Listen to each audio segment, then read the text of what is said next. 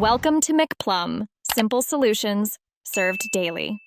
In this video, I will explain how to make fish soup Bhutanese style. First, select about 500 grams of fresh fish fillets, like cod or tilapia, ensuring they are boneless and skinless.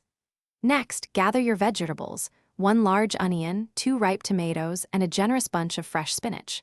Finally, prepare your aromatics, including 2 cloves of garlic, a 1-inch piece of ginger, and 1 green chili for a gentle kick. To begin your flavorful broth, finely chop 1 large onion, 2 cloves of garlic, and a 1-inch piece of ginger. Sauté these in a tablespoon of oil until they become fragrant and translucent. Then, add your 2 chopped tomatoes, cooking them down until they form a rich, pulpy sauce. Finally, pour in 4 cups of water or fish stock, bringing the mixture to a gentle simmer. Once your broth is simmering beautifully, carefully place the 500 grams of fish fillets into the pot.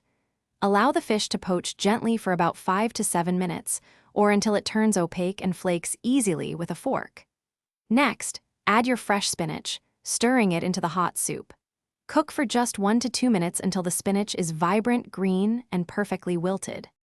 For the final touches, taste your soup and adjust the seasoning with salt and freshly ground black pepper to your preference. A small pinch of turmeric can also enhance the color and flavor. Garnish generously with fresh cilantro or thinly sliced spring onions.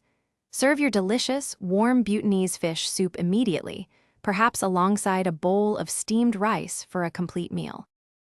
Thanks for watching, stay juicy, and subscribe.